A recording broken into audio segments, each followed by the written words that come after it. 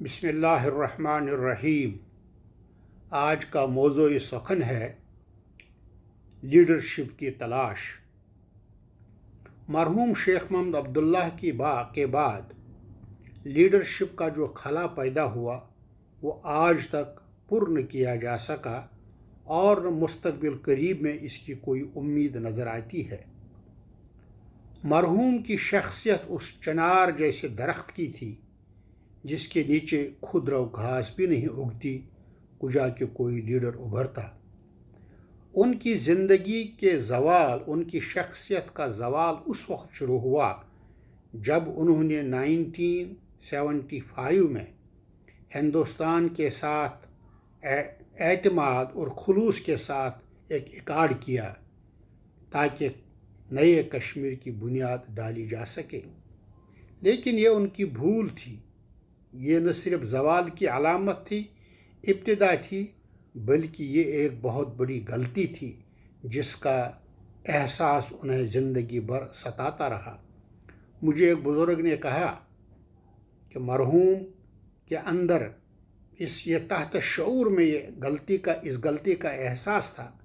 یہی وجہ ہے کہ آخری عمر میں جب انہوں نے درگاہ حضرت بل میں ایک بہت بڑے مجمع کے سامنے تقریر کی تو تقریر کرتے ہوئے انہیں عوام سے کہا، مجھے غدار نہ کہیں، البتہ خطا کار ضرور کہہ سکتے ہیں کیونکہ انسانوں سے خطائیں سرزد ہوتی رہتی ہیں۔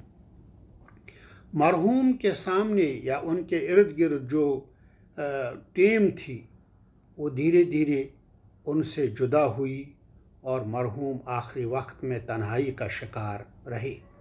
اس سے پہلے چونکہ مرحوم کو تجربہ ہوا تھا جب انہوں نے 1953 میں وزارت عظمیٰ سے ہٹا کر ان کو 10 سالہ قید بامشقت میں ڈالا گیا اور بعد میں رہا ہوتے ہوئے رہائی کے وقت ان کو جو پروانہ ملا اور اس میں یہ لکھا گیا تھا کہ ہم نے تمہیں اسی لیے جیل میں بند کر رکھا تھا کہ تمہاری کوئی خطا یا کوئی غلطی، کوئی جرم نہیں تھا۔ گزشتہ سال ہم نے دیکھا کہ وہ ایکارڈ جو مرحوم شیخ صاحب نے 1975 میں شروع کیا تھا وہ آج 5 اگست 2019 کو اس وقت اپنے اختتام کو پہنچا جب بھارت نے کشمیر کی خصوصی پوزیشن دفعہ 370 اور 35A کو ہی منسوخ کر دیا۔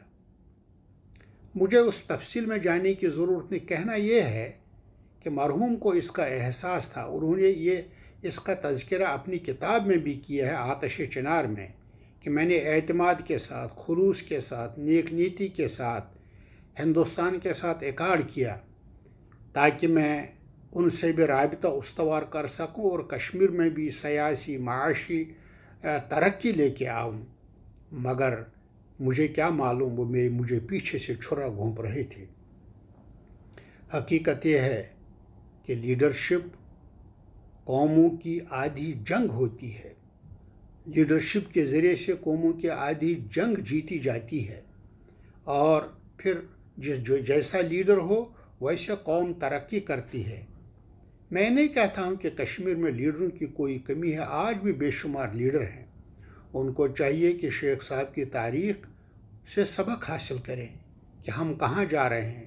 کشمیریوں نے بہت ساری قربانیاں دی ہیں، آج ہزاروں کی تعداد میں نان شبینہ کے محتاج ہیں اور قربانیاں دیے جا رہے ہیں، مگر ہماری جو موجودہ لیڈرشپ ہے ان کے سامنے کوئی مقصد ہی نہیں ہے، کوئی اہداف ہی نہیں، وہ کس لیے جد و جہد کر رہے ہیں ان کو سوچنا چاہیے۔